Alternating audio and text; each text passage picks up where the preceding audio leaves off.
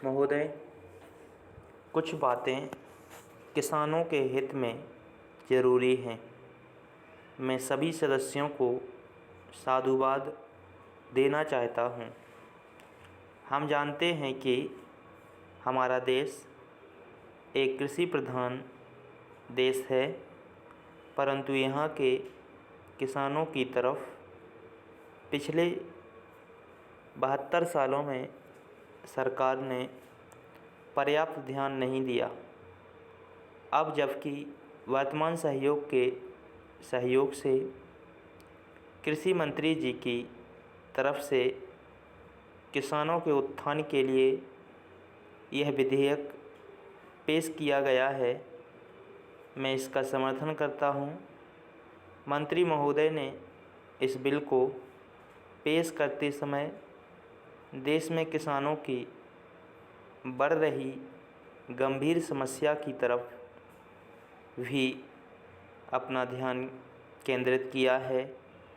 मेरा मानना है कि हमारे देश की कृषि मंडियों में बिचौलियों की भूमिका किसानों की तीसरी बड़ी समस्या है, जिस पर रोक लगाने के लिए सरकार को काम करना चाहिए।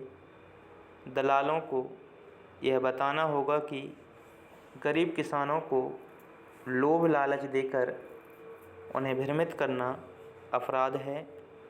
यह एक अच्छी बात है कि प्रधानमंत्री जी रेडियो पर मन की बात करते हैं। देश की करोड़ों जनता उनकी बात को सुनती है। उन्हें रेडियो पर किसानों से जुड़ी समस्याओं को बार बार उठाना चाहिए। इसका उपयोग मात्र राजनीतिक उद्देश्य से नहीं होना चाहिए। किसानों की चौथी और बड़ी समस्या यह है कि उन्हें बीज, खाद और कीटनाशक दवाएं ठीक समय पर नहीं मिलते हैं। उचित समय पर उन्नत किस्म के बीज नहीं मिलने के कारण किसान अपने घरों में रखे अनाज को ही बीज के रूप में प्रयोग करते हैं, जिससे अच्छी फसल मिलना मुश्किल हो जाता है। यदि वे किसी तरह बीज की व्यवस्था कर लें तो खाद के लिए जूझना पड़ता है, और यदि खाद की व्यवस्था हो गई तो अंत में कीटनाशक दवाओं के अभाव में वे अपनी सारी पूंजी गंवा बैठते हैं। अभी पिछले दिनों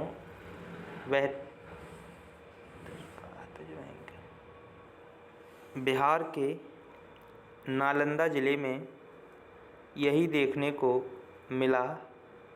वहाँ के किसानों ने धान की उपज को बढ़ाने के लिए अपना सब कुछ दांव पर लगा दिया, और जब धान की फसल तैयार हुई तो वे कीट पतंगों से अपनी फसल की रक्षा नहीं कर पाए।